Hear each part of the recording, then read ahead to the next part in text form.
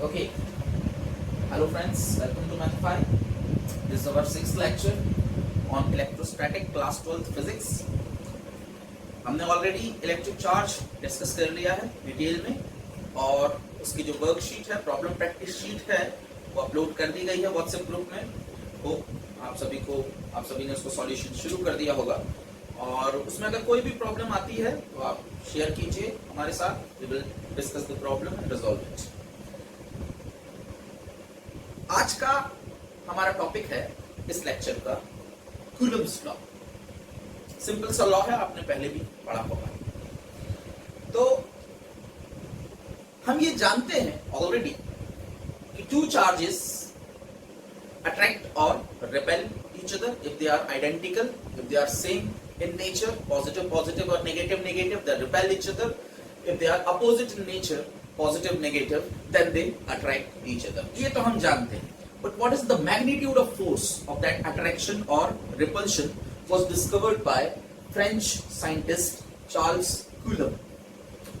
And a very simple observation, just like the gravitational force, जैसा gravitational force का formula है, बिल्कुल वैसा ही कूलम्ब्स फोर्स का भी फॉर्मूला है। ग्रेविटेशनल फोर्स मासेस के बीच में लगता है और कूलम्ब्स लॉ चार्जेस के बीच में लगता है। ग्रेविटेशनल फोर्स सिर्फ अट्रैक्टिव हो सकता है, कूलम्ब्स लॉ अट्रैक्टिव और रिपल्सिव दोनों हो सकता है। और तीसरा मेजर डिफरेंस दोनों के बीच में है दोस्तों कि ग्रेविटेशनल फोर्स मासेस के बीच के मीडियम पर डिपेंड नहीं करता, इंडिपेंडेंट ऑफ मीडियम है, जबकि कूलम्ब्स फोर्स चार्जेस के बीच में कौन सा मीडियम है उस पर डिपेंड करता है। अलग अलग मीडियम में कूलम्ब्स फोर्स की वैल्यू अलग अलग होगी।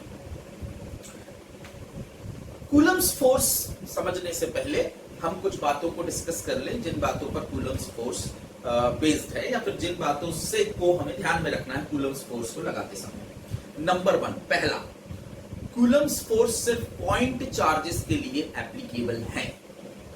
पॉइंट चार्ज क्या होते हैं भाई साहब? पॉइंट चार्ज हम तब कहते हैं चार्जेस को जब चार्जेस का साइज उनके बीच के सेपरेशन से बहुत छोटा हो।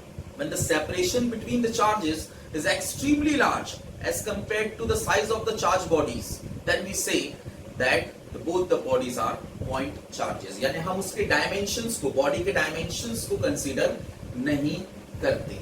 या तो बॉडी के डायमेंशंस, यानी कहने का मतलब वही बात है कि बॉडी के डायमेंशंस बहुत कम हो इसके कंपैरिजन में चार्जेस के बीच के डिस्टेंस के कंपैरिजन में। अगर डिस्टेंस कम है, डायमेंशन सफिशिएंट लार्ज है, तो आप उसे पॉइंट चार्ज कंसीडर नहीं कर सकते।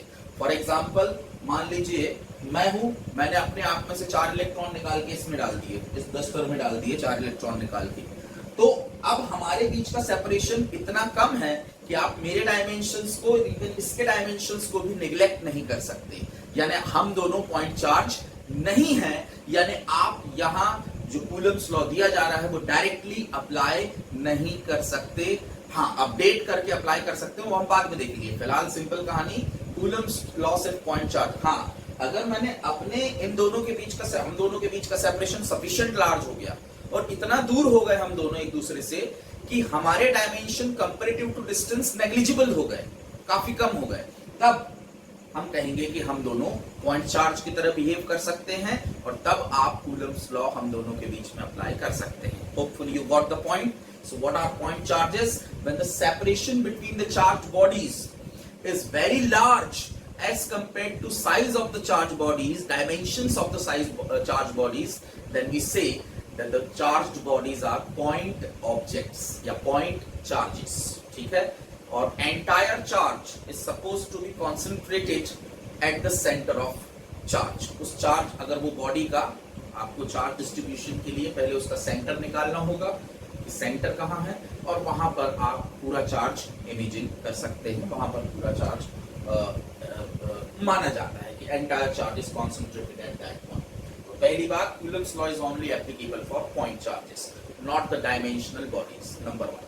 Number 2, Coulomb's law is applicable for the charges which are relatively at rest। Relatively का क्या मतलब है? Relatively का मतलब एक चार्ज के रिस्पेक्ट में दूसरा चार्ज रेस्ट पर होना चाहिए। यानी या तो वो दोनों रियल में ही रेस्ट पर हो या फिर दोनों एक ही डायरेक्शन में एक ही स्पीड से चल रहे हैं। सीधी सी बात है, तब उनकी रिलेटिव स्पीड जीरो होगी, यानी एक दूसरे के रिस्पेक्ट में वो रेस्ट पर रहेंगे, है कि नहीं। मान लीजिए ये दोनों के बीच का सेपरेशन 10 सेंटीमीटर है, 30 सेंटीमीटर है, मान के चलते हैं। अभी अगर ऐसे जा रहे हैं या ऐसे जा रहे हैं तो सेपरेशन तो चेंज हो नहीं रहा है, तो ये रिलेटिवली रेस्ट पर है। तो बस कहानी यही है कि दोनों के बीच का जो सेपरेशन है, दोनों चार्जेस के बीच का, वो वेरिएबल नहीं होना चाहिए, कांस्टेंट होना चाहिए। अगर वो वरी कर गया तो फोर्स भी वरी कर जाएगा, सीधी सी बात है। तो कांस्टेंट सेपरेशन होना चाहिए चार्ज बॉडीज के यानी पॉइंट चार्जेस के बीच में। और नंबर 3 जो मैंने आपसे पहले बता दिया है कि Coulomb's law depends upon the medium between the point charges. Point charges के बीच का मीडियम बदलेंगे, यानी इन दोनों के बीच में कौन सा मीडियम आपने फिल कर रखा है, इस बात पर डिपेंड करेगा कि आपको कूलम्स लॉ की वैल्यू क्या मिलने वाली है। कूलम्स लॉ से सिर्फ हम मैग्नीट्यूड निकालने वाले हैं फोर्स का, जो दो चार्जेस के बीच में लगता है। डायरेक्शन अपने आप ही हमको पता होती है, या तो अट्रैक्शन होगा या रिपल्शन, तो फोर्स की डायरेक्शन तो हम खुद ही निकाल लेंगे, वो तो हमने पहले ही देख लिया है, ठीक है। So what is Coulomb's law? मान लीजिए let's have we have 2 point charges Q1 and Q2 point charges, okay, separated by a separation R। ठीक, कुछ लोग के दिमाग में ये सवाल आ सकता है कि भाई कूलम्स लॉ सिर्फ पॉइंट चार्ज के लिए ही क्यों एप्लीकेबल है? तो अभी हम उसका जवाब दे देंगे, अभी यहाँ जगह नहीं है इसलिए मैं नहीं दे रहा हूँ, बाद में दे देता हूँ। ठीक है, consider we have 2 point charges separated by a separation R and the medium between them is free space or air। Air बोल दो या फ्री स्पेस बोल दो, एक ही बात है, मतलब there is nothing between that, ठीक है। In this case what is the magnitude of force between the two charges? We know either they will attract और repel each other. So the magnitude of attractive और repulsive force between them is directly proportional to product of charges. Q1 के proportional और Q2 के proportional, दोनों के proportional. सीधी सी बात है, अगर आप किसी एक चार्ज की वैल्यू को बढ़ाएंगे तो दोनों के बीच का फोर्स बढ़ेगा ही बढ़ेगा, दोनों चार्ज की वैल्यू को बढ़ाएंगे तो भी फोर्स बढ़ेगा ही बढ़ेगा। So it is proportional to Q1, it is proportional to Q2, यानी सिंपल लैंग्वेज में हम कहें proportional to product of Q1 and Q2। और अगर दोनों चार्ज के बीच का डिस्टेंस बढ़ाएंगे तो फोर्स बढ़ेगा क्या? सीधी सी बात है, घटेगा। घटाएंगे तो बढ़ेगा। सेपरेशन जितना ज्यादा होगा फोर्स उतना कम होगा, सेपरेशन कम होगा फोर्स ज्यादा होगा। Inversely proportional of course, but it is not inversely proportional to R, it is inversely proportional to R square।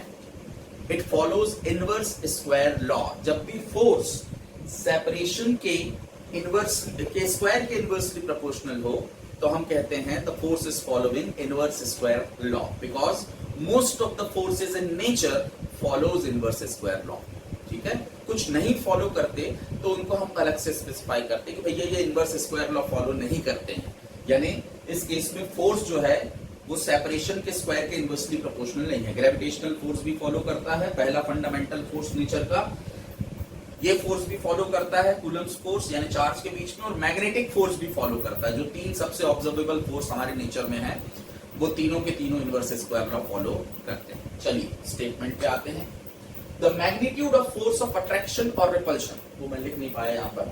The magnitude of force of attraction or repulsion between 2 point charges relatively at rest in air, medium भी बताना होगा आपको, in air or in free space is।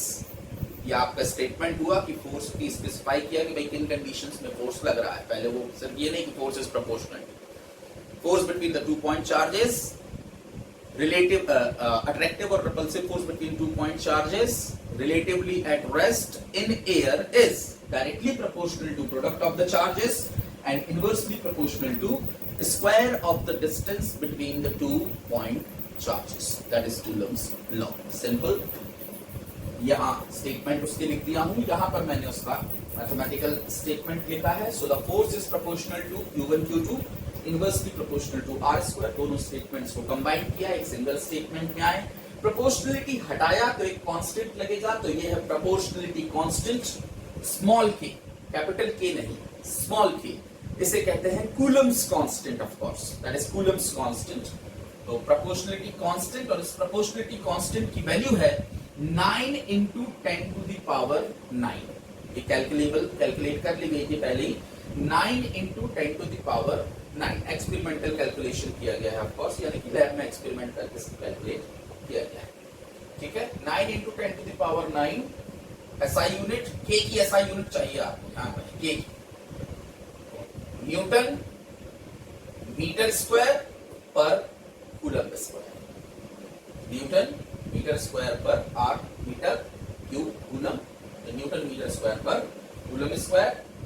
Historical reason से K को 1/4 pi epsilon naught, ये epsilon का symbol है, this is called epsilon, epsilon, epsilon. ठीक है, this symbol is epsilon, alpha beta gamma theta family का मेंबर है। और नॉट यानी एयर, नॉट यानी जीरो लगा है, यानी कि हम एयर में, मीडियम एयर को यूज कर रहे हैं। ठीक है, this is a constant term epsilon not which is called absolute permittivity और परमिटिविटी ऑफ एयर और फ्री स्पेस। फ्री स्पेस की परमिटिविटी या उसे एब्सोल्यूट परमिटिविटी भी कहते हैं मीडियम की। एब्सोल्यूट परमिटिविटी का मतलब है ऐसी परमिटिविटी जो किसी बात पर डिपेंड नहीं करती, क्योंकि वहां फ्री स्पेस है, कुछ भी नहीं है, तो वहां परमिटिविटी कांस्टेंट बनी रहती है। और ये 4 पाई क्या रिप्रेजेंट करता है?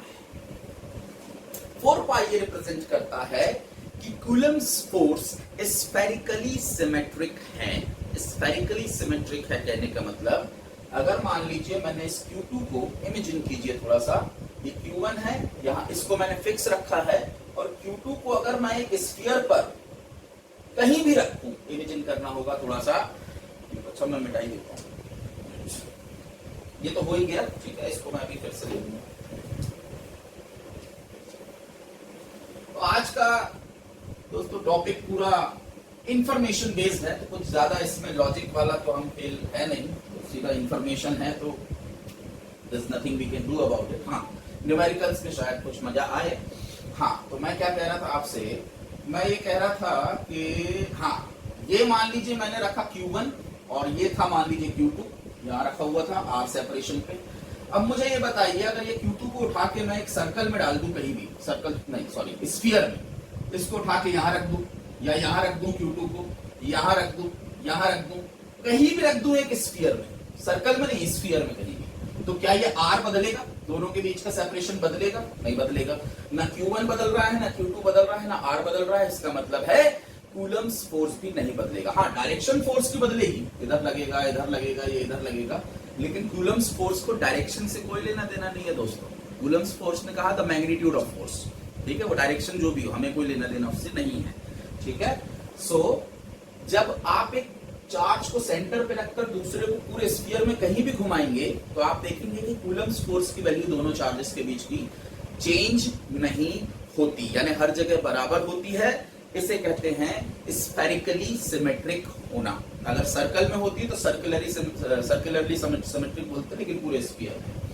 सो जो 4 पाई है, मैं कांस्टेंट पर थोड़ा ज्यादा फोकस कर रहा हूं, क्योंकि मैग्नीट्यूड तो आपने पहले भी पढ़ा है, कांस्टेंट भी पढ़ा है, लेकिन फिर भी ये जो स्मॉल k है, जिसकी वैल्यू हमने क्या कही, 1/4 पाई एप्सिलॉन नॉट, एक्चुअल में ये 9 × 10⁹ को लिखने का ही एक उटपटांग तरीका है, आप मान के चलिए। बकवास पुराने जमाने में लिखते थे, तो क्या करोगे, न्यूटन मीटर स्क्वायर पर कूलम स्क्वायर। ठीक है, ये अब इसमें ये 4 पाई क्या रिप्रेजेंट करता है, स्फेरिकली सिमेट्रिक है।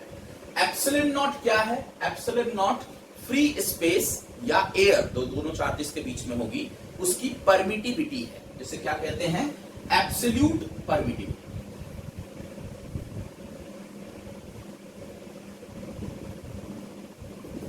ठीक है, या परमिटिविटी ऑफ एयर या परमिटिविटी ऑफ फ्री स्पेस। इसकी एक कांस्टेंट वैल्यू होती है, वैल्यू है 8.85 10⁻⁻12। 8.85 10⁻⁻12 क्या? किलोग्राम, मीटर, क्या? तो क्या के लिए आपको निकालना पड़ेगा।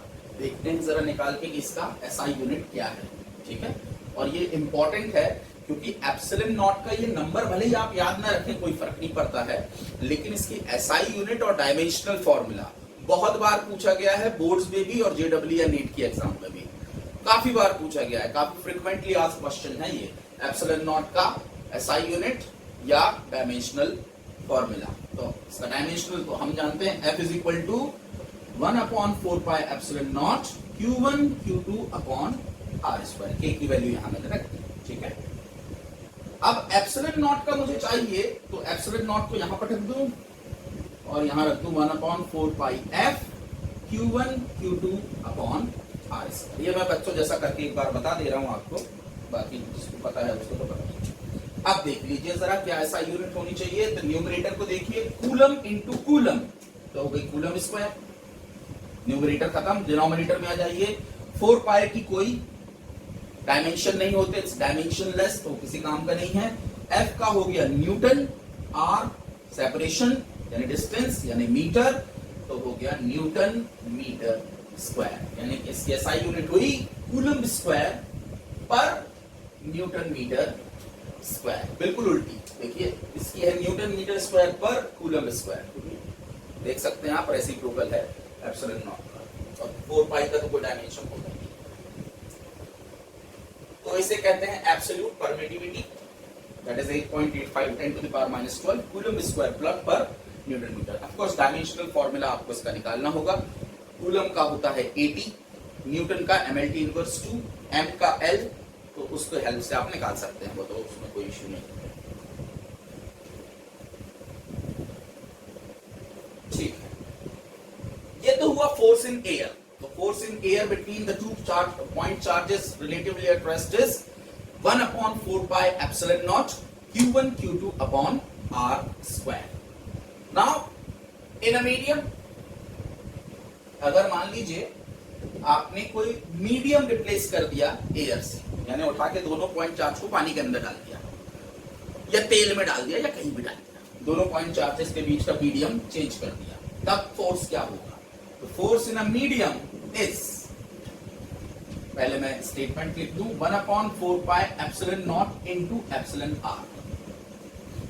यहां तक की कहानी तो हमने देख लिए थे, ये नया term Q1 Q2 upon R। Epsilon R of course उस मीडियम की प्रॉपर्टी है जिस मीडियम में आपने डाला है, इसे कहते हैं R रिप्रेजेंट्स रिलेटिव। तो एप्सिलॉन R को कहते हैं रिलेटिव परमिटिविटी या permittivity of a medium. Relative permittivity या परमिटिविटी ऑफ अ मीडियम। अलग अलग मीडियम के लिए ऑफ कोर्स एप्सिलॉन R की वैल्यू अलग अलग होती है।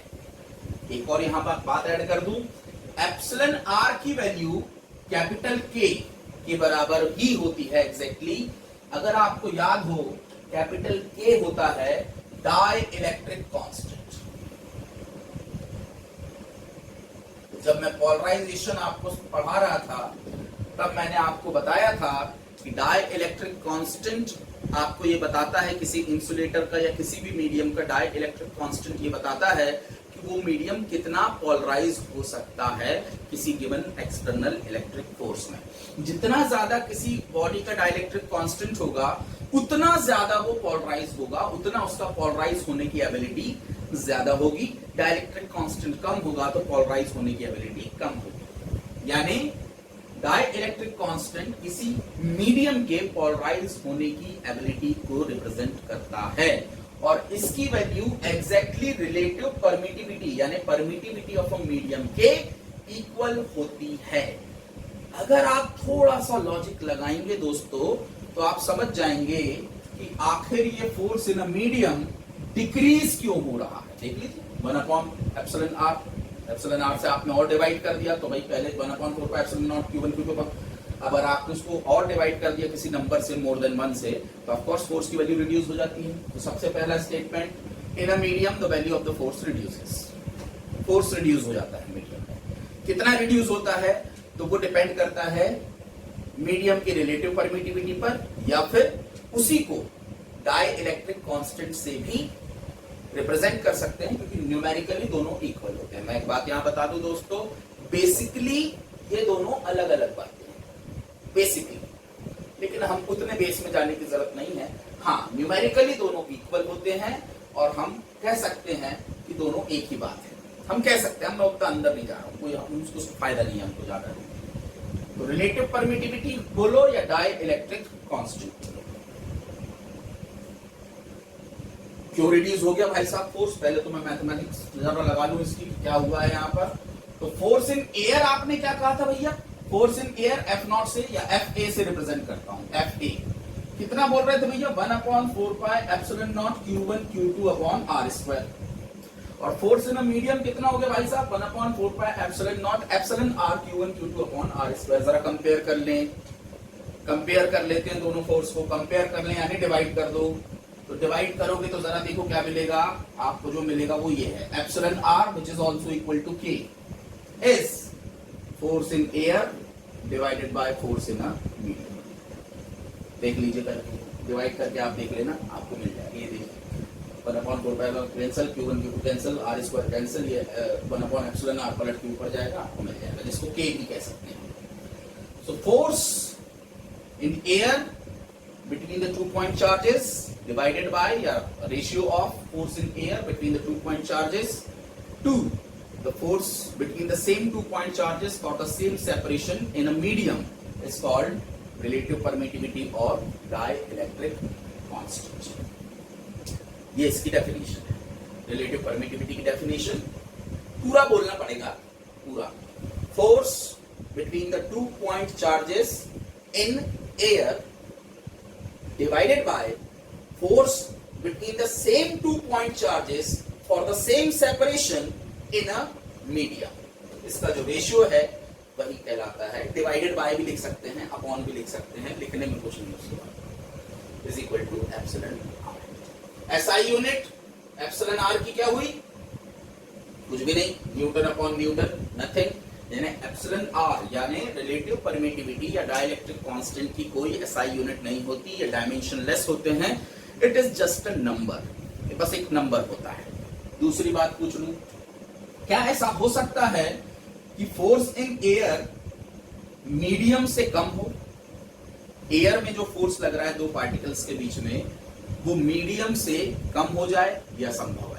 2 पॉइंट चार्जेस के बीच में जो मैक्सिमम फोर्स लगता है वो एयर या फ्री स्पेस में ही लगता है। अगर आपने कोई मीडियम डाला तो हमेशा वो फोर्स रिड्यूस होता है। इसका मतलब है ये नंबर एप्सिलॉन आर या K या FA upon FM is always greater then 1, क्योंकि FA is always greater then FM, because FA is always greater than FM, यानी force in air is always greater than force in the medium। मैं पूरा नहीं कह रहा हूँ, पूरा कहते तो force in air between the 2 point charges relatively at rest होगा, तो लंबा नहीं होता, ठीक है। तो ये कंक्लूजन निकला है कि एप्सिलॉन आर या डाइलेक्ट्रिक कांस्टेंट की वैल्यू कभी 1 से छोटी नहीं हो सकती। तो मिनिमम वैल्यू इसकी क्या हो सकती है? मिनिमम वैल्यू हो सकती है 1। कब? जब मीडियम जो आप यूज कर रहे हैं वो एयर है।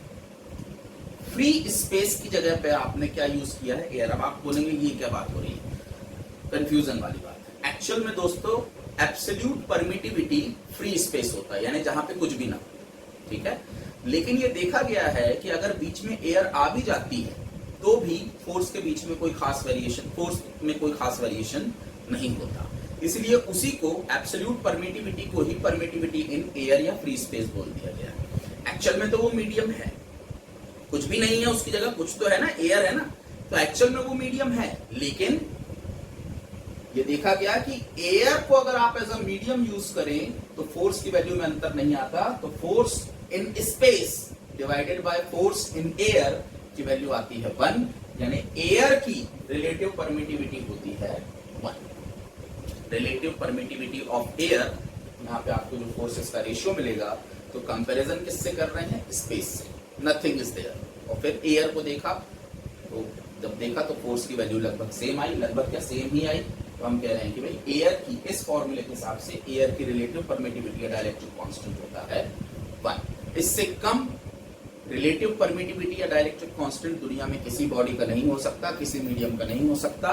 तो इसकी मिनिमम वैल्यू होती है 1 और बाकी इससे ऊपर ही होती है 80, 200, 500, अच्छा जितना अच्छा डाइलेक्ट्रिक होगा, जितना इजीली पोलराइज होगा, उतनी ज्यादा इसकी वैल्यू होगी, उतना ही कम वो फोर्स को कर देगा, फोर्स की वैल्यू उतनी ही कम हो जाएगी। सीधी सी बात है, force in a medium is force in air divided by epsilon R, या इसी को कह सकता हूं और करके के, डाइलेक्ट्रिक कांस्टेंट। तो के की या एप्सिलॉन आर की वैल्यू जितनी ज्यादा होगी, मीडियम में फोर्स उतना ही रिड्यूस हो जाएगा।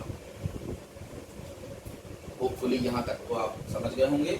और एप्सिलॉन आर या के का कोई ऐसा यूनिट नहीं होता। एक बात और बता दूं, फिर इसके रीजन पर हम आते हैं कि ऐसा होता क्यों है, फोर्स रिड्यूस क्यों होता है। एक बात और बताते हैं फिर मैं इसके रीजन पर। तो एक और बात, इनका रिलेशनशिप। तो हम अभी तक हमने देखा एप्सिलॉन नॉट होता है एब्सोल्यूट परमिटिविटी, अब मैं पूरा नहीं लिख रहा। एप्सिलॉन आर, जिसको के भी कहा जाता है, capital K, dielectric constant, relative permittivity, यानी permittivity of of a given medium, जो 2 पॉइंट चार्जेस के बीच में। और एक और टर्म होता है दोस्तों एप्सिलॉन। एप्सिलॉन को सिंपली कहा जाता है परमिटिविटी, जो इन दोनों के कॉम्बिनेशन से बनता है, सिंपली परमिटिविटी। और रिलेशनशिप है epsilon is equal to epsilon naught into epsilon R. This is the relation between epsilon simply permittivity, epsilon naught permittivity of air और permittivity of free space which is constant fix 8.85 10 to the power minus 12. Relative permittivity, it is also constant, but for different mediums the value of epsilon r is different. Of course you know that, and that's why for different mediums the value of epsilon is also different. ये तो constant है, लेकिन ये अलग अलग medium के लिए अलग अलग वैल्यू रखता है, इसीलिए एप्सिलॉन की वैल्यू भी अलग अलग मीडियम के लिए अलग अलग होती है। और ऑफ कोर्स यहां से अगर मैं फिर से जाऊं तो एक और डेफिनेशन मैं इसकी दे सकता हूं, या एक और formula, epsilon upon epsilon naught. ये भी दिख रहा है आपको, epsilon upon epsilon naught is upon again relative permittivity, या इसी को कह सकता हूं के, dielectric constant, numerically equal है। अब दोस्तों सवाल उठा कि एप्सिलॉन एक नया टर्म आया, परमिटिविटी, इसका एसआई यूनिट क्या है? तो इसका एसआई यूनिट क्या है? कूलम्ब स्क्वायर पर न्यूटन मीटर स्क्वायर। इसका क्या है? कुछ भी नहीं, डायमेंशनलेस है। इसका मतलब है इसका भी एसआई यूनिट है कूलम्ब स्क्वायर पर newton metre square. Epsilon naught का जो एसआई यूनिट है वही एसआई यूनिट एप्सिलॉन का भी है, सेम एसआई यूनिट दोनों शेयर करते हैं, वैल्यू अलग अलग होगी, वो मीडियम पर डिपेंड है। तो ये जो 3 एडिशनल टर्म, मतलब 4 एडिशनल टर्म आपने देखे, एक तो Coulomb's constant 1/4 pi epsilon naught, value है 9 × 10 to the power 9 newton metre square पर कूलम स्क्वायर, डायमेंशनल फॉर्मूला आप बना लें। उसके बाद 3 और टर्म आपने देखे, नए टर्म, एक है एप्सिलॉन नॉट, दूसरा है एप्सिलॉन आर और तीसरा है सिंपली एप्सिलॉन। तो अगर मैं अब सिंपली लिखूं F in a medium is 1/4 pi epsilon Q1 Q2 upon R square. Epsilon लगा है, इसका मतलब आप समझ जाएं यहां पर एक्चुअल में है epsilon naught into epsilon r. तो ऐसा लिखने की जगह इसको सीधे इनके मल्टीप्लिकेशन को एप्सिलॉन बोल दिया जाता है। अब आप समझ गए होंगे कि एप्सिलॉन का बेसिक क्या है, क्योंकि ले देके तो हमको प्रोडक्ट ही लेना है इसका, अगर मीडियम है तो उसकी एक फिक्स वैल्यू जो भी होगी, जो मीडियम पर डिपेंड करेगी, वो ले लेंगे।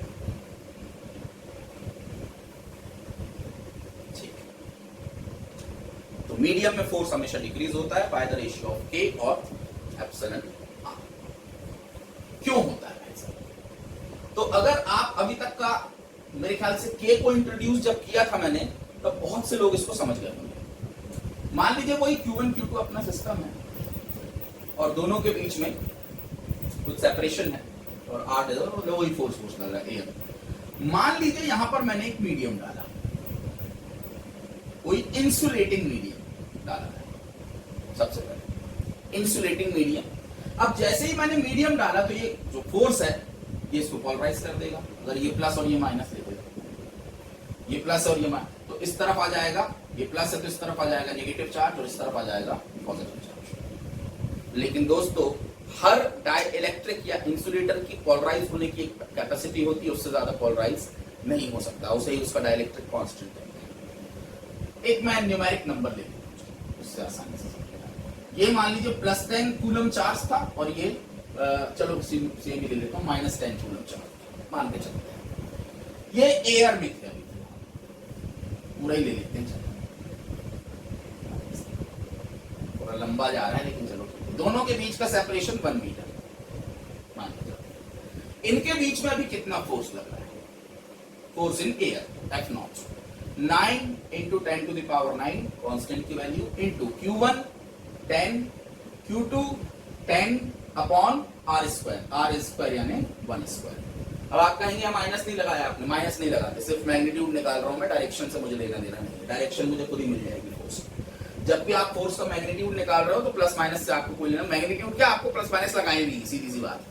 डायरेक्शन के लिए आप यहाँ पर खुद ही देखेंगे किस तरफ है या इस तरफ, इसका अट्रैक्शन इसका अट्रैक्शन वो खुद ही दिख जाएगी। ये सिर्फ मैग्नीट्यूड बताएगा, और मैग्नीट्यूड बता रहा है तो आपको चार्ज के सिंबल से कोई लेना देना नहीं है। कूलम्स लॉ लगाते समय चार्जेस के सिंबल नहीं लगाए जाते। हाँ भाई, तो फोर्स कितना हुआ जरा देख लीजिए, 9 × 10⁻11 ठीक है भाई साहब। अब मान लीजिए मैंने बीच में से एयर का सेपरेशन या स्पेस का सेपरेशन इनके बीच में हटा दिया और एक मीडियम डाल दिया, इंसुलेटिंग मीडियम, इंसुलेटर डाल दिया, ठीक है। इंसुलेटर डाला तो जैसे इंसुलेटर डालूंगा ये दोनों चार्ज जो आपने फोर्स लगा के इंसुलेटर को पोलराइज कर देंगे, तो इस तरफ आ जाएगा नेगेटिव चार्ज और इस तरफ आ जाएगा पॉजिटिव चार्ज।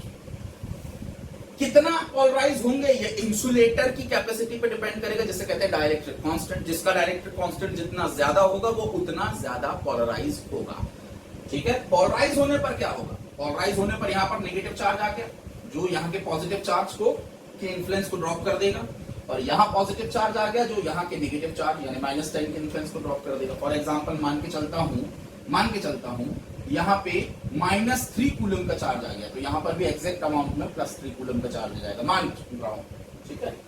तो यहाँ पर चार्ज की इस सिस्टम पर चार्ज की नेट वैल्यू क्या होगी? ये दोनों बिल्कुल करीब है आपस में, बहुत पास होंगे, तो चार्ज की नेट वैल्यू यहाँ कितनी होगी? +10 -3 यानी 7 +7, और यहाँ पर -7 यानी नेट चार्ज। अब जो दो आपके चार्ज हैं उनकी नेट वैल्यू घटके +7 और -7 होगी, सीधी सी बात है। अब ये फोर्स होगा 7 डिक्रीज हो गया। अगर ये और ज्यादा पोलराइज होने की एबिलिटी रखते हैं तो यहाँ -5 और यहाँ पे +5, समझ गए होंगे, तो और फोर्स डिक्रीज हो जाएगा। और ज्यादा पोलराइज होने की एबिलिटी रखते हैं तो और फोर्स डिक्रीज हो जाएगा। यानी कि पोलराइज होने की एबिलिटी जितनी ज्यादा होगी, इसे हम क्या कहते हैं? डाइइलेक्ट्रिक कांस्टेंट जितना ज्यादा होगा, जो किसके बराबर है? रिलेटिव परमिटिविटी जितनी ज्यादा होगी, दो चार्जेस के बीच में लगने वाला फोर्स उतना ही रिड्यूस हो जाएगा। मेरे ख्याल से आप समझ गए होंगे परमिटिविटी किसको रिप्रेजेंट कर रहा है। परमिटिविटी को हम सिंपली, वैसे तो वो दूसरी बात को रिप्रेजेंट करता है, लेकिन हम अभी फिलहाल में उसको सिंपली कह सकते हैं permittivity to get polarise. Polarise होने की परमिटिविटी क्या है? परमिट कितना कर रहा है पोलराइज होने की? जितना परमिट करेगा, परमिटिविटी जितनी ज्यादा होगी, फोर्स उतना रिड्यूस हो जाएगा, क्योंकि इफेक्टिव चार्ज की वैल्यू उतनी ड्रॉप हो जाएगी। अच्छा, एक बात बताइए दोस्तों, ये तो इंसुलेटर की हमने बात कर ली। मान लीजिए यहां पर 10 प्रोटॉन है और 10 इलेक्ट्रॉन है, प्लस माइनस है, और मैंने बीच में डाल दिया कंडक्टर। कंडक्टर के पोलराइज होने की एबिलिटी क्या है दोस्तों? हमने डिस्कस किया था, इनफाइनाइट, क्योंकि कंडक्टर के पास इनफाइनाइट नंबर में फ्री इलेक्ट्रॉन्स होते हैं।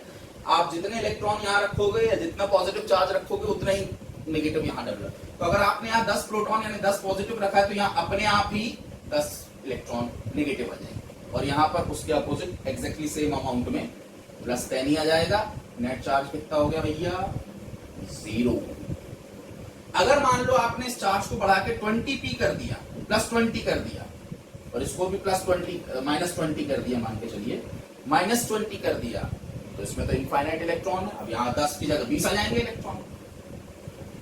अगर आपने इसको 2 करोड़ भी कर दिया तो यहाँ 2 करोड़ इलेक्ट्रॉन आके जमा हो जाएंगे, एग्जैक्ट अमाउंट में पॉजिटिव चार्ज यहाँ जमा होगा, यानी कुल मिलाकर ये नेट चार्ज को हमेशा क्या कर देगा, 0 ही कर देगा। यानी कि अगर आपने 2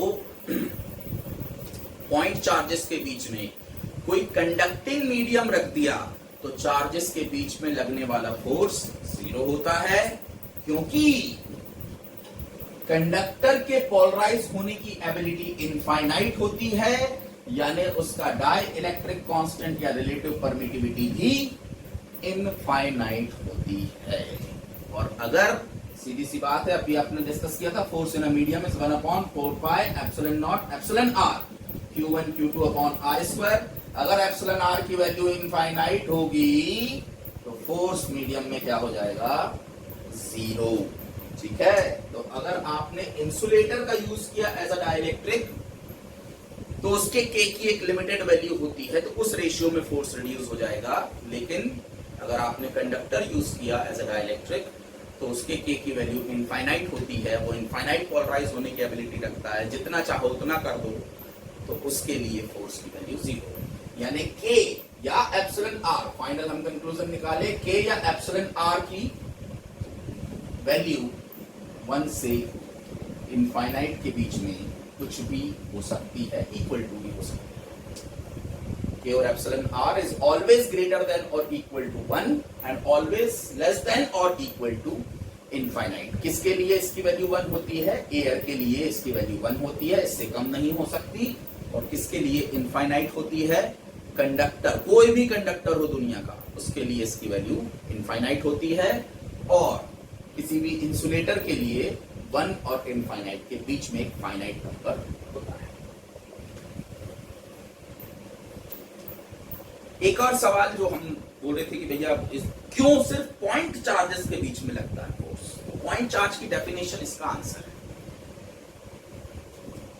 पॉइंट चार्ज की डेफिनेशन क्या है कि भाई ऑब्जेक्ट्स के बीच का सेपरेशन इतना ज्यादा हो कि उनके डायमेंशंस मैटर ना करे। कुल मिलाकर मान लीजिए मैं यहां पर एक पॉजिटिव चार्ज डिस्ट्रीब्यूटेड है इस तरह से, ऐसा मान के चलता हूं, और यहां पर एक चलो पॉजिटिव ही मान लेते हैं, 2 बॉडीज इस तरह से पॉजिटिव चार्ज। इस पॉजिटिव चार्जेस का सेंटर इधर है मान रहा हूं, और इस पॉजिटिव चार्ज का सेंटर इधर है ऐसा मान रहा हूं। ठीक है, तो ये हो गया दोनों के बीच का सेपरेशन। सेंटर्स के बीच का सेपरेशन लेते हैं हमेशा। अगर मान लीजिए चार्ज डिस्ट्रीब्यूटेड है तो आपको सेंटर ढूंढना पड़ेगा कि भाई एक पॉइंट में कहां से लूं सेपरेशन, है कि नहीं, सिंपल लॉजिक है।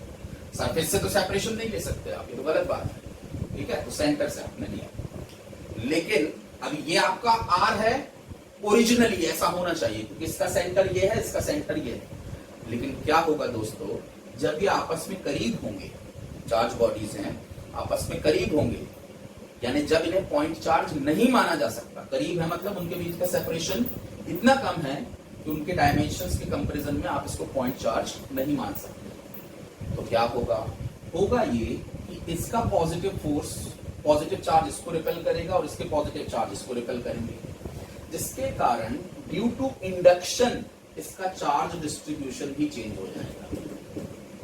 ये पॉजिटिव चार्ज रिपेल होकर इधर भाग जाएंगे और ये पॉजिटिव चार्ज भी रिपेल होकर इधर भाग जाएंगे और इधर नेगेटिव चार्ज डेवलप हो जाएगा, पोलराइजेशन हो जाएगा। वही पुरानी कहानी, अगर ये सफिशिएंट पास है तो इससे आपके सेंटर का पोजीशन ही चेंज हो जाएगी। जो सेंटर जहां पे होना चाहिए था उसकी पोजीशन ही चेंज हो जाएगी, आर ही बदल जाएगा, और अगर आर ही बदल गया तो फोर्स बदल जाएगा। यानी आपको जो एक्सपेरिमेंटल वैल्यू मिलेगी वो कुछ और ही मिलेगी, और जो मैथमेटिकल वैल्यू जो आपने ओरिजिनल सेंटर्स के बीच का वो निकाला हुआ है आर, वो कुछ और ही मिलेगी, गलत वैल्यूज मिलेंगी। Are you getting? हाँ, अगर इनका बीच का सेपरेशन इतना ज्यादा हो गया कि ये एक दूसरे पर इंडक्शन के कारण कोई चार्ज रीडिस्ट्रीब्यूट नहीं कर पा रहे हैं, मतलब कि चार्ज के जो डिस्ट्रीब्यूशन है उसमें कोई वेरिएशन नहीं कर पा रहे हैं, तब फिर आप उनको पॉइंट मान के उनके सेंटर्स को लेके और फिर निकाल सकते हैं। मेरे ख्याल से आप समझ गए होंगे। इसलिए ये सिर्फ पॉइंट चार्जेस के लिए ही एप्लीकेबल है, ताकि इसे यूनिवर्सल बनाया जा सके। अगर यूनिवर्सल स्टेटमेंट देना है तो पॉइंट चार्ज, अगर पॉइंट चार्ज नहीं बोला गया तो आपका स्टेटमेंट ना तो यूनिवर्सल रह जाएगा पहली बात, क्योंकि आपको पहले तो सेंटर निकालने पड़ेंगे, जो कि यूनिवर्सल हर बॉडी का अपना सेंटर होता है, और दूसरी बात अगर वो पास आ गई तो उनका चार्ज डिस्ट्रीब्यूशन ही बदल जाएगा, तो फोर्स की वैल्यू ही चेंज हो जाएगी। तो that's why Coulomb's law is only applicable for point charges. Hope you got the point.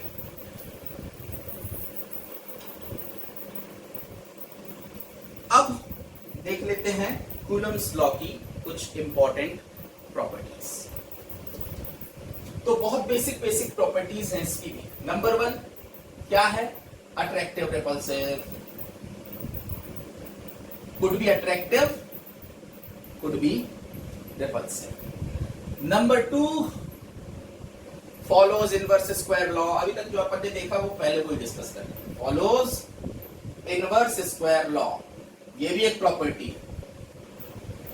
जो भी फोर्स फॉलो करते हैं वो आप कह सकते हैं कि ये इस फोर्स की स्पेसिफिक प्रॉपर्टी है।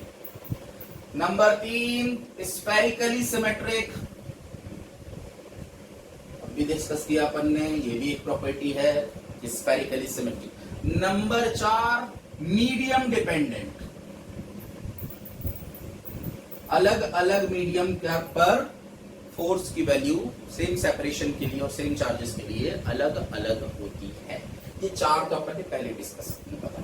अब कुछ और प्रॉपर्टीज पे आते हैं। Number 5 central force. Coulomb's force is a central force. जिन्हें पता है अच्छी बात है, जिन्हें नहीं पता उनको एक्सप्लेन कर दूं थोड़ा शॉर्ट में, बहुत ज्यादा नहीं जाऊंगा, बिल्कुल शॉर्ट में बताऊंगा। चलिए मान लीजिए यहां पर एक चार्ज रखा है Q और यहां पर एक चार्ज रखा है Q, दोनों के बीच में रिपल्शन हो गई, आप जानते हैं। मैं बस आपसे पूछ रहा हूं कि Q1 Q2, मैं बस पूछ रहा हूं कि ये Q1 Q2 पर किस डायरेक्शन में फोर्स लगाएगा। रिपल कर रहा है वो तो ठीक है, किस डायरेक्शन में धक्का मारेगा मैं आपसे पूछ रहा हूं। इधर नहीं, इधर नहीं, इधर यस। और अगर ये माइनस होता तो किस डायरेक्शन में अट्रैक्ट करता? इधर, इधर, इधर ना, यस और नो, क्लियर? अगर मैं आपसे बोलूं वर्बलाइज करो जो आप बोल रहे हो, उसको वर्बलाइज करो, कौन सी डायरेक्शन में लगा रहा है फोर्स, तो जरा देखो मैंने क्या किया। Q1 और Q2 को, अच्छा एक एग्जांपल और ले लो जरा। अब मान लो मैंने Q2 को वहां से उठा के यहां रख दिया, इधर पॉजिटिवली मान के चलते। अब पूछूं कि Q2 ये तो पता है कि दोनों रिपल कर रहे हैं, Q1 Q2 पर किस डायरेक्शन में फोर्स लगा रहा है? तो आप कहेंगे अच्छा इधर लगा रहा है, ये उधर ही लगा रहा था नहीं, अब इधर लगा रहा है। और अगर ये माइनस होता तो इधर लगा रहा है। कहीं भी रख दे आपको जहां मर्जी, अगर इधर रखा आपने Q2 को तो फोर्स इधर लगेगा, तो ये आप जानते हैं। और अगर अट्रैक्ट किया तो इसी लाइन के अलॉन्ग अट्रैक्ट करेगा, इस तरफ, दैट यू ऑलरेडी नो। इसी तरह का फोर्स कहलाता है सेंट्रल फोर्स। कैसे डिफाइन करें? इधर इधर तो बोल, इधर उधर ऐसा तो काम नहीं चलता। तो अगर ये Q1 है और ये Q2 है, कहीं भी रख दें Q2 को, यहां ये Q2 है, अगर ये पॉजिटिव और ये नेगेटिव है तो फोर्स इस तरफ लगेगा, आप जानते हैं Q2 पर फोर्स इस तरफ लगेगा, और अगर दोनों पॉजिटिव तो आप जानते हैं फोर्स इस तरफ लगेगा। किस तरफ लगेगा? दोनों पॉइंट चार्ज को ज्वाइन करने वाली जो लाइन है, इन दोनों पॉइंट चार्ज को ज्वाइन करने वाली जो लाइन है, इसी लाइन के पैरेलल फोर्स लगेगा, इसी लाइन के अलोंग, या तो इस तरफ या इस तरफ। अगर आपने Q2 को इधर रख दिया तो अब लाइन ये हो गई ज्वाइन करने वाली, तो या तो इधर लगेगा या इस तरह के फोर्स कहलाते हैं central force. The forces which always act along the line joining the two objects, जिनके बीच में आप फोर्स निकाल रहे हैं, is called central force. Could be attractive, could be repulsive, लेकिन इसी लाइन के along, इसी लाइन के पैरेलल, इसी लाइन के according फोर्स अपनी डायरेक्शन लेगा। That is central force. Number 6, conservative force. इसका मतलब 11th में आपने पढ़ा है कंजर्वेटिव फोर्स की 2 प्रॉपर्टीज। पहला, इस फोर्स के अगेंस्ट में किया गया वर्क एनर्जी के फॉर्म में स्टोर हो जाता है, पोटेंशियल एनर्जी के फॉर्म में, जैसे ग्रेविटी भी एक कंजर्वेटिव फोर्स है। और नंबर 2, इस फोर्स के अगेंस्ट किया गया वर्क पाथ पर डिपेंड नहीं करता, पाथ इंडिपेंडेंट होता है। जैसे फॉर एग्जाम्पल मैं ग्रेविटी का एग्जांपल ले लेता हूं, आप चार्ज का भी ले सकते हैं। मान लीजिए पेन यहां था, ये मान लीजिए जमीन है, अब नीचे दिख नहीं रही तो ये जमीन है, ग्राउंड है। मान लीजिए इस पेन को मैंने इतना ऊपर उठा दिया h हाइट तक, आपसे कहूं कि भैया कितना वर्क किया था, आपने कहा mg into displacement mgh। Yes, वही mgh इसमें पोटेंशियल एनर्जी के फॉर्म में स्टोर है। ठीक है, अब मैं करके अगर यहाँ पे h हाइट में फिर से रख दूं तो क्या अब इसके पास ज्यादा पोटेंशियल एनर्जी है? क्या मैंने ज्यादा वर्क किया? आपने 11th में अच्छे से पढ़ा होगा, नहीं, अभी भी इसके पास mgh एनर्जी ही है, यानी मैंने mgh ही वर्क किया है। ऐसे लाओ चाहे ऐसे लाओ, छत पे चढ़ रहे हो आप तो चाहे सीढ़ी से चढ़ो, चाहे कूद के चढ़ो, चाहे खाई से फिसल पट्टी से चढ़ो, किसी से भी चढ़ो, mgh का ही ग्रेविटेशनल वर्क हुआ है, mgh की ही पोटेंशियल एनर्जी स्टोर हुई है। अब मैं उसको डिटेल में नहीं जा सकता क्योंकि लंबा टॉपिक है।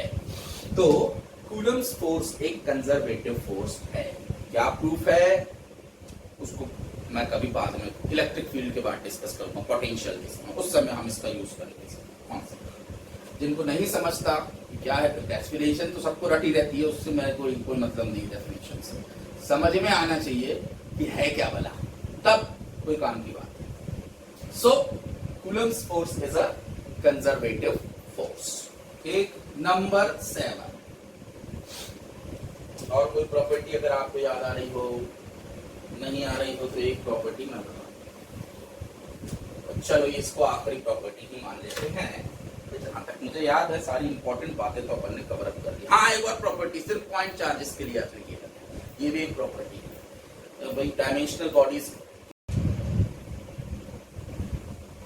एक प्रॉपर्टी और है, और मैं आपसे सवाल पूछूं, मान लो ये 1 कूलम चार्ज है और ये भी 1 कूलम चार्ज है, ठीक है, इनके बीच का सेपरेशन भी 1 मीटर, ठीक है, तो इनके बीच में एयर है बीच में, तो इनके बीच में कितना फोर्स लग रहा है? तो 9 into 10 to the power 9 into 1 upon 1 square, यानी कितना फोर्स लग रहा है? 9 इंटू 10 टू द पावर 9। ठीक है भाई साहब, अच्छी बात है। मान लीजिए मैंने एक तीसरा पॉइंट चार्ज लाके यहां रख दिया, 2 कूलम, मान के चलो इधर लाके रख दिया, या इधर रख दिया, या इधर रख दिया, इधर रख दिया, इधर कहीं भी रख दिया, इनके आसपास कहीं भी रख दिया, एक पॉइंट चार्ज रख दिया, अभी तो इधर ही मान के चलो। अब जरा सवाल समझ लीजिए, अब इन दोनों के बीच में कितना फोर्स लग रहा है? ध्यान रहे, मैं ये नहीं पूछ रहा हूं कि इस पर नेट फोर्स कितना लग रहा है, इस पर। हाँ, ये बात बिल्कुल ठीक है कि अब ये भी इसको रिपेल कर रहा है और ये भी रिपेल कर रहा है, तो नेट फोर्स चेंज हो गया। पहले एक ही फोर्स लग रहा था इसके ऊपर, अब 2 फोर्स लग रहे हैं। Similar going with this also, इस पर भी 2 फोर्स लग रहे हैं। ये बात अलग है, मैंने ये नहीं पूछा भाई साहब कि अब इस पर नेट फोर्स कितना हो गया। सवाल यही है, ये बैठे न बैठे, इन दोनों के बीच में लगने वाले फोर्स में कोई अंतर आया क्या? नहीं, अभी भी ये Q1 है, A1 है, ये Q2 1 है, separation 9 into 10 to the power, sorry separation 1 है, फोर्स उतना। अब अगर मैंने इसको, कुछ लोग इसमें कंफ्यूज हो जाते हैं कि भैया इधर रख दिए तो ये 2 कूलम को, तो ये तो मीडियम रख दिया आपने भी। अरे भैया ये मीडियम नहीं है, ये पॉइंट चार्ज है, ये कोई डाइलेक्ट्रिक का स्लैब नहीं है कि यहां पर आकर फोर्स की वैल्यू, इनके चार्ज की वैल्यूज बदल देगा ना। यहां पर भी अगर मैंने रख दिया और मैं ये पूछ रहा हूं, आप ये पूछ रहा हूं कि इन दोनों के बीच में कितना फोर्स है, तो भाई जो पूछ रहा हूं वही बताएंगे ना, इन दोनों के बीच में कितना फोर्स है, तो इसकी वैल्यू रख दिया, इसकी वैल्यू रख दिया, दोनों के बीच का सेपरेशन रख दिया। ये नहीं पूछ रहा हूं कि इस पे नेट फोर्स क्या है, इस पर नेट फोर्स क्या है। कहने का मतलब सीधा सरल समझ गए होंगे आप कहानी का सार।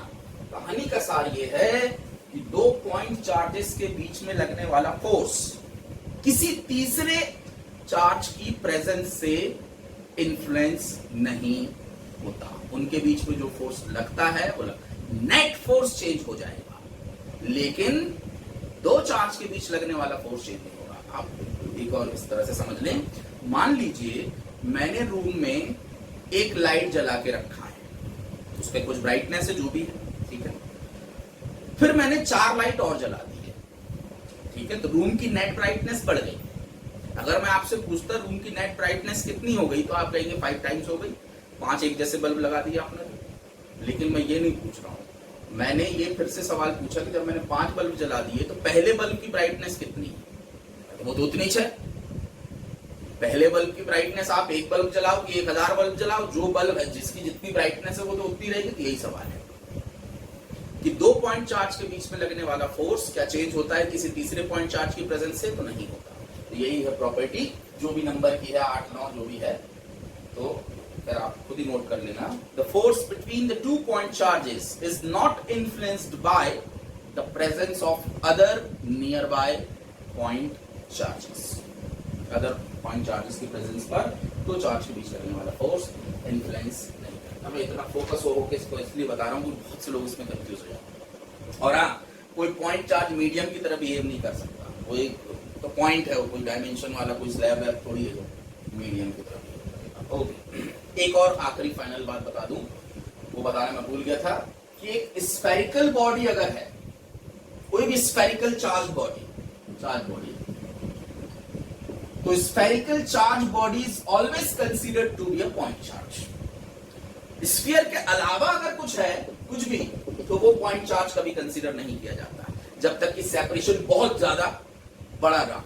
ठीक है, लेकिन एक स्फीयर को एक पॉइंट चार्ज हर कंडीशन में कंसीडर किया जाता है।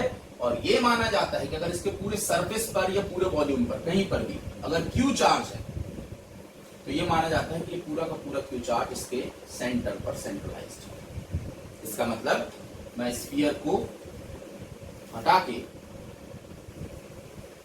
सिर्फ इसके सेंटर को एक पॉइंट चार्ज कंसीडर कर सकता हूं। So a sphere, charged sphere can be considered as a point charge and the entire charge of the sphere is supposed to be concentrated at the center of the sphere। कहने का मतलब मैं 2 spheres के बीच में भी Coulomb's law directly apply कर सकता हूं, या एक स्फीयर और एक पॉइंट चार्ज के बीच में भी कूलम्स लॉ डायरेक्टली अप्लाई कर सकता हूं। सेपरेशन ऑफ कोर्स स्फीयर के सेंटर से ली जाएगी, और अगर 2 स्फीयर है तो दोनों स्फीयर के सेंटर से सेपरेशन लिया जाएगा। Hope you got the point. आज के लेक्चर में इतना ही। कुछ बातें बहुत रिपीट कर दिया मैंने, नया टॉपिक है इसलिए रिपीट करना पड़ता है। चलिए नेक्स्ट लेक्चर में हम इसके आगे डिस्कस करेंगे।